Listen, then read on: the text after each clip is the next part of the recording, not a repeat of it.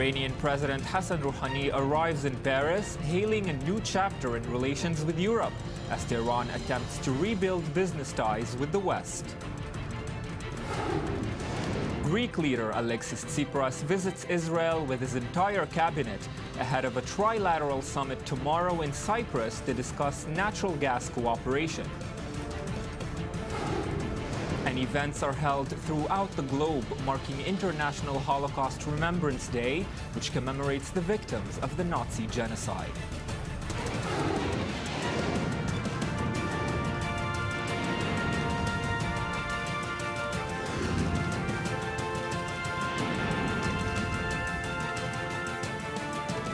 Good evening and welcome to the news today. Iranian President Hassan Rouhani arrived in France today, looking to revive business ties. It's Rouhani's first trip abroad since a sanctions-lifting nuclear accord took effect. Earlier this week, he visited Italy, where his 120-member delegation signed billions of dollars worth of deals. Shai Ben Ari has more. Iranian President Hassan Rouhani is in Europe on his first official visit to the continent. He arrived in France Wednesday, following 2 days in Italy. The reception in Paris was not especially warm. Any relation between European countries and that dictator regime must be dependent on improvement, major improvement on human rights situation, release of all political prisoners, and a stop in executions. Rouhani's focus during the visit has been on meeting local business leaders with a look towards reintegrating Iran into the global economy. While still in Rome, there were friendly messages issued toward the West in general. It's possible that Iran and the United States might have friendly relations, but the key to that is in Washington's hands. If I had the key in Tehran, I would have definitely used it, but unfortunately the key is in Washington. Right now, as we speak, if the U.S. investors, if the economic managers would like to come to Iran and make investments in Iran, we see no problem. This visit is also an opportunity for Iran to assert its status as a regional power. Rouhani told reporters in Rome that the U.S. knows when it comes to the Middle East, it, quote, cannot achieve anything without Iran's influence or say. He linked anti-Iranian sentiments in the U.S. to the, quote, Zionist lobby, which he described as very influential. There will be no state dinner for the Iranian president in Paris after the French government refused an Iranian request not to serve wine. The Italians were more willing to accommodate the wishes of their guests. Wine was not on the menu of a dinner with business leaders, and nude statues were covered up so as not to offend. Journalists are interested in talking about these distractions, but this is a minor thing. I don't have anything to say about this. I didn't know about this. I know the people of Italy are very hospitable and they want their guests to enjoy themselves in their country. Italy's culture minister, Dario Franceschini, said he and Prime Minister Matteo Renzi were unaware of the decision to cover the statues, which has drawn criticism in both the media and political circles. Yes, and with me in the studio tonight are Iranian politics expert Meir Javedanfar, good evening, and defense and government analyst for Haaretz, Amir Oren, good evening. And gentlemen, I want to take us first to Paris, where we're joined on the phone by Christian Mallard, I24 News Paris correspondent. Good evening, Christian. Thank you for being with us tonight. Mr. Mallard, Italy and France are traditionally trade partners of Iran's. Can you tell us what expectations Rouhani's visit is being met with in France? Well, definitely, he wants to put Iran back on the track of the international community and try to show that Iran is not the country we have been describing as a support of terrorism. But anyway, it's very difficult to change the nature of this country, which is supporting terrorism when you still support Hamas, Hezbollah, and you still deny the right to Israel, the right of Israel to exist. And this is one of the questions probably that he will be talking about in his face-to-face with President Hollande tomorrow at 3 in the afternoon at the Élysée Palace.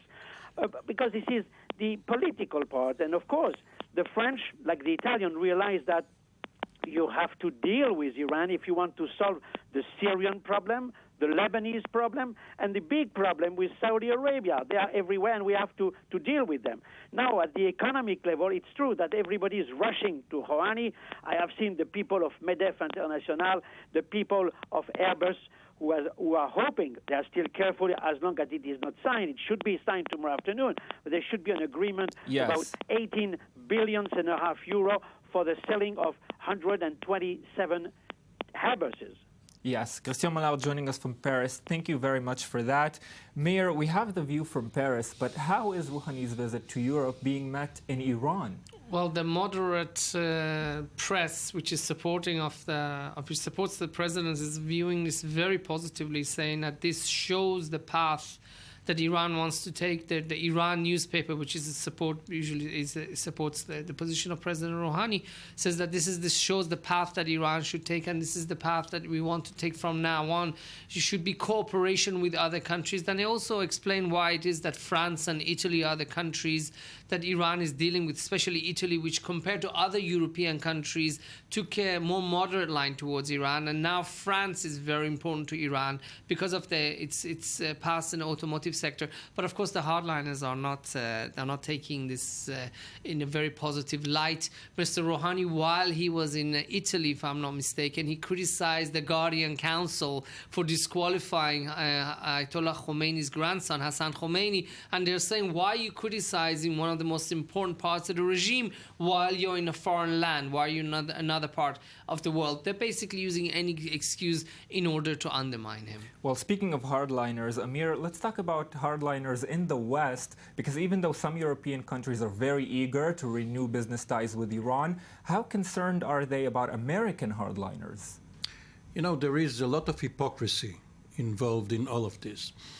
We used to say, or to quote, Iran as having the United States as the great Satan and Israel as the small or little Satan. But there was a medium Satan too, and this was France. France, along with the United States, in 1983, has attacked Hezbollah targets in Lebanon and vice versa, and Iran was behind the Hezbollah. And Iranian agents have assassinated Shapur Bakhtiar and others in Paris or around it. They were really enemies, and many of the exiles from the former regime went to France, or from France to French Canada. There is a change here, and the Iranian regime has a lot to lose if it goes back to its old ways, and therefore it's a good thing that there is business between Paris or Rome or any other capital and Tehran. And let me tell you in secret, and hopefully Mayor and others do not hear us, Israel too had some business with the Khomeini regime in the 80s. Some Israelis sold weapons. Even before the arms for hostages deal, some Israelis, from purely commercial reasons or interests, sold arms to the regime. So let's stop being hypocritical. This is the way the world works. Money is chasing projects, and governments are chasing money. And all in all, it's a good thing that the Iranian regime would have a lot to lose if it reverts to terror.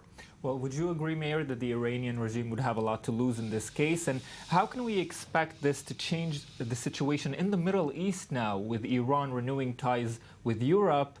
War-ravaged countries in the Middle East, are they also expected to feel this changed? Well, the problem for Iran is that it has been far better than the state of Israel in making enemies for itself. I mean, if we think that the current government in Israel has been good at making enemies, we are a minnow, compared to the Iranian regime.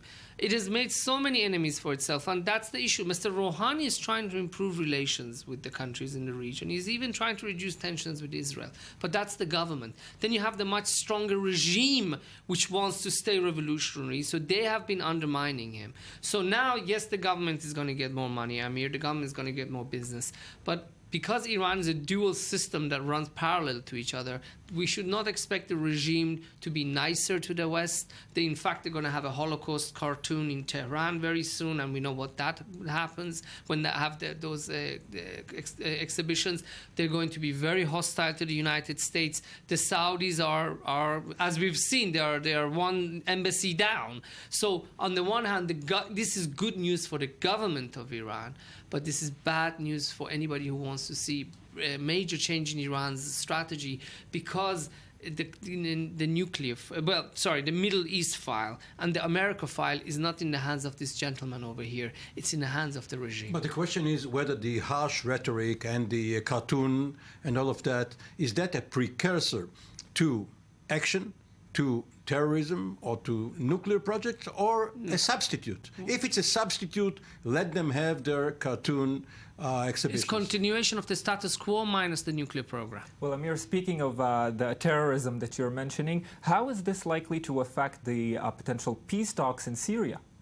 Well, the peace talks are, of course, under the aegis of the United States. The UN emissary has been frustrated, but it mostly has to do with several players. The United States, Russia, and Bashar Assad, who is not always a very obedient pupil of Master Putin, because his own head is on the line. It's not a matter of regime in general, it's Bashar Assad personally. And Bashar has been resistant, but all in all, if Putin decides to put his foot on the ground, he has several bases within Syria. If he withdraws his support, Assad will be back to his natural size. As of late, he has gone back to being very cocky, but Putin, in one word, can put him down. Yes, well, Amir Oren, you're staying with me as we move closer to the Middle East, here to Israel. Meir Javedanfar, thank you very much for being with us tonight. Thank you. Well, now, yesterday, UN Secretary General Ban Ki-moon drew a stern rebuke from Jerusalem for saying that it was human nature for Palestinians to resist the occupation. Prime Minister Netanyahu slammed Ban's statements and said they lend support to terrorism. It comes on the heels of reports that France is planning a security summit which would bring together Netanyahu and Palestinian leader Mahmoud Abbas. Yes, and now for more, we're joined by Yesh Atid party leader and former finance minister Yair Lapid. Mr. Lapid, good evening. Thank you for being with us. Thank you for having me. Mr. Lapid, Prime Minister Benjamin Netanyahu said that the UN chief's statements provide momentum to terrorism. Do you agree with this assertion? Yes, completely. I think what the chairman said is unacceptable. Not to any or every Israeli, but also to any or every UN member. This is a justification for terror. This suggests, what the chairman said, suggests that there is a possibility to justify terror, that there's some way of explaining why terror acts are being conducted, aside from just the insanity of terror itself. So this is unacceptable, and I agree with the Prime Minister. Is there a reasoning behind the idea of stabbing a woman who's 5 months pregnant, like we had last week? Is there a reasoning behind killing Daphne Meir, the mother of 6, just last week? Is there any way you can justify or explain it? I don't think so. So do you believe the government is doing enough to combat the wave of terrorism in Israel, or would you do things differently? Well, listen, I will not criticize the Israeli government. I'm part of the opposition, but I will not criticize the Israeli government on international television because it is something, it's just not done. I will say the following. It is a long journey. It takes time. Fighting terror is endless. And the Israeli security forces are doing whatever is necessary, and they have the full support of the entire people of Israel, coalition and opposition alike.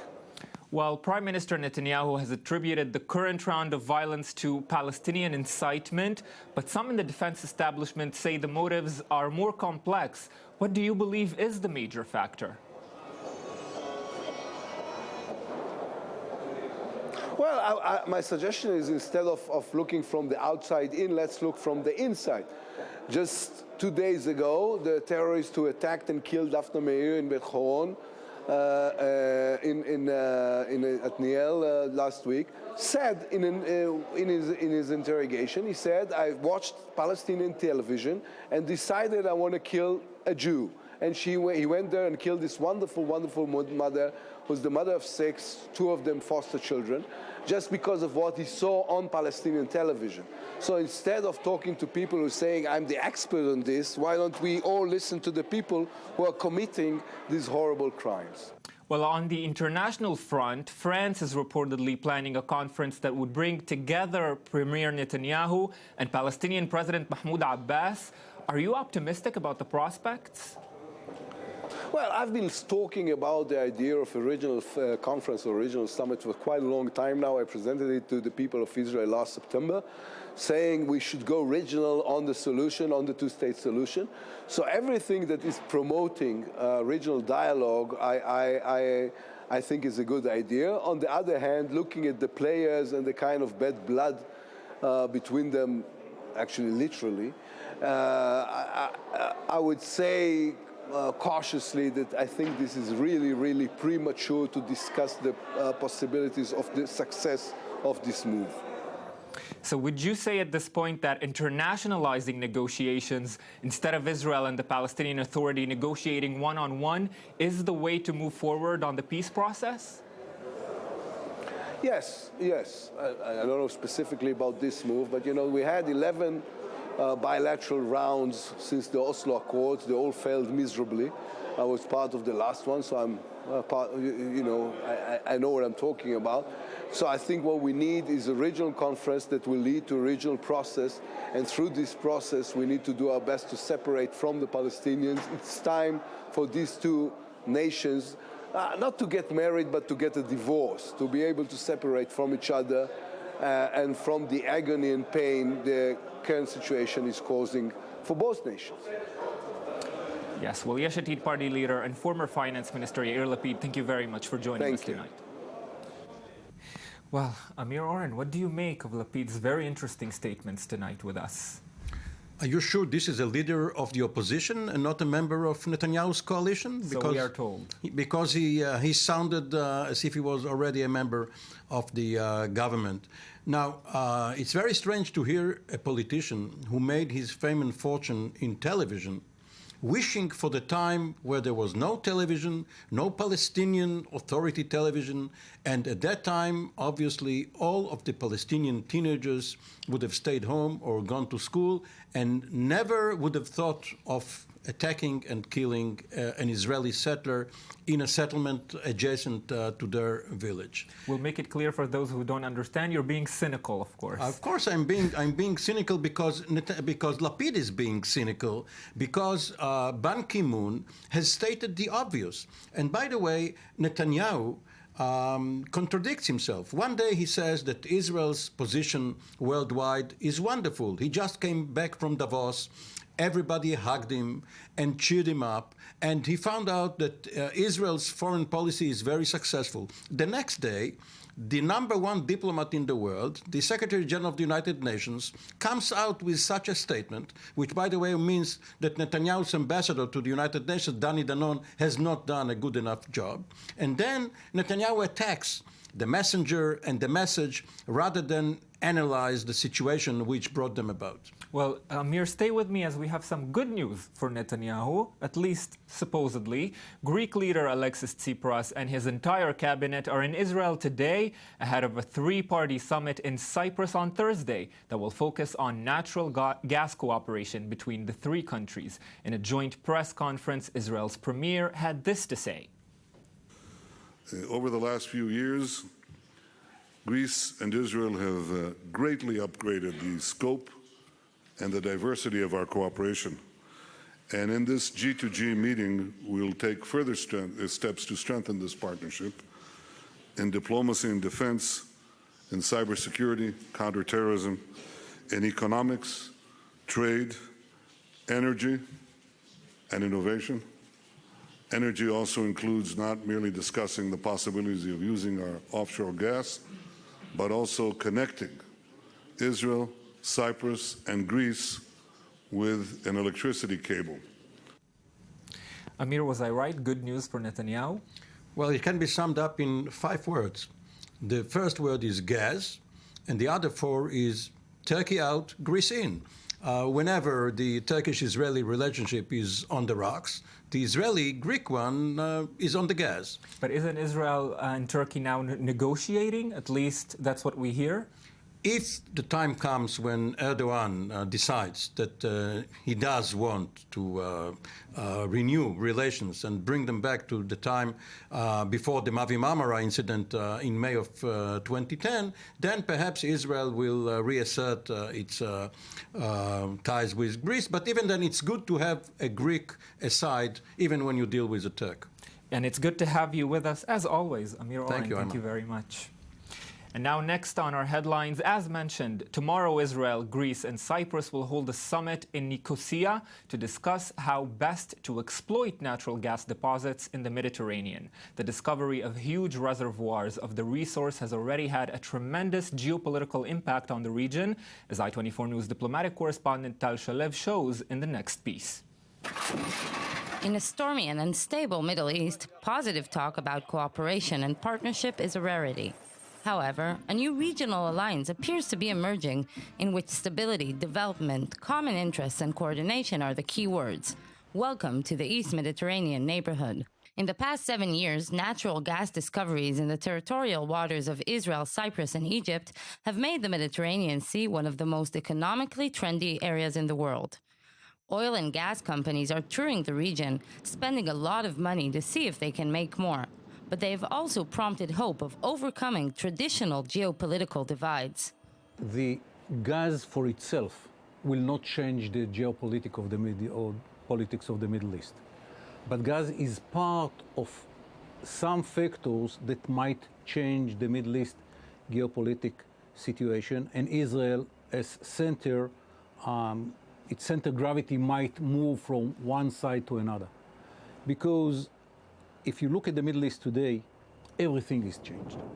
Collapse of countries, diminishing of rulers, and so on and so forth. Israel is an anchor of stability in this area. If you connect to this stability the effectiveness of the Gaza relation, which allow Israel to build a network of interest with other countries in the region, that might change the center of gravity of the capabilities of Israel. The Israeli natural gas basin has been under large scrutiny, and the regulatory framework for the deal was held in limbo by the antitrust authorities, giving the government a huge political headache. Only in November 2015 did the government get an all-clear to its development. However, it has led to a flurry of diplomacy between the new potential energy players. Thursday, the Israeli Prime Minister will be meeting his Greek and Cypriot counterparts in Nicosia for a first-ever tripartite meeting, bringing the diplomatic renaissance between the countries to a point of culmination. It's about necessity. It's about reality. Cyprus, Israel, and Greece are countries in this crucial neighborhood. We have to cooperate for security reasons, for political reasons, for economic reasons, and for energy as well. Cyprus and Greece used to be among Israel's biggest European critics, but today they seem to believe cooperation with Israel can promote their interests. At a time of growing European pressure vis-à-vis the Israeli-Palestinian conflict, Greece and Cyprus are Israel's new best friends. Greece has decided not to follow the EU's directive to label settlement products, and both countries are stepping up their support of Israel in the hostile European Union. These two countries will not change their policy. Again, Cyprus too is a member of the European Union, and but it'll be good. It's any time that our leaders meet with foreign leaders and so on and so forth. It's a good thing, especially at this time when so many others want to boycott us or etc. So it's good to show that we are strong in the region, that we have allies. All these things are very good especially from a public relations point of view. One of the key factors that accelerated the new East Med alliance was the deterioration in Israeli-Turkish relations since the 2010 Mavi Marmara incident. Greece, Cyprus, and Israel all shared a mutual enmity towards Turkey. However, as Jerusalem and Ankara are making steps towards rapprochement, the geopolitical game in the East Med is becoming more complicated. Despite the political estrangement, Turkey is the potential natural gas big customer. This is always the fear in Greece, they always asked me, and what if Israel gets together with Turkey again? Will this destroy our new relationship that has started around 2010, this dramatic change in the relationship? And we used to say, and I sort of believe in it, that right now the relationship with Greece and Cyprus is strong enough. It stands on its 2 feet, on its 2 own feet. So hopefully it can survive a rapprochement. I don't connect the improvements of the relations between Israel and Turkey directly with the solution of the Cyprus problem. But I can say that if we reach a solution of the Cyprus problem, and at the same time we have improvements in the relations between Israel and Turkey, this gives a lot of other options for the energy sector of Israel and Cyprus. And this is something that we have to have in mind. Other players also have interest in the new EastMed energy hub. The proposition of exporting the gas to Europe and decreasing the continent's dependence on Russian gas could make the emergent basin a real game changer. It is a clear message from European experts and members of NATO that they have very strong interest on that strong alliance. They want to see their Mediterranean wing less polarized, more stable, more connected, that they can trust and concentrate all their efforts fighting the Islamic extremist people like ISIS, Al-Qaeda, and so on and so forth.